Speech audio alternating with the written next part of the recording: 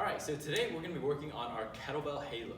Now this is a shoulder mobility exercise, so we're gonna try to get as much range of motion out of this shoulder as possible. Actually both shoulders, not just the one that was moving. So we're gonna start out grabbing onto a kettlebell from the horns, flipping it upside down. We're gonna hold this to our upper chest, around where our neck is. Now, we're gonna be rotating this kettlebell around our head. Take your time with this movement. It does take a couple tries for you to learn, and I don't want anyone running into their face with a kettlebell, okay? So, up to the neck, and we're gonna rotate the elbows over here to loop around the head.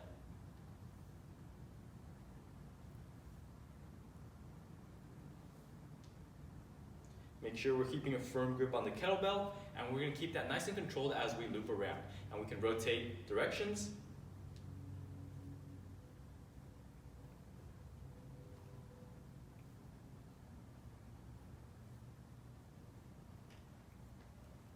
And that is our kettlebell halo.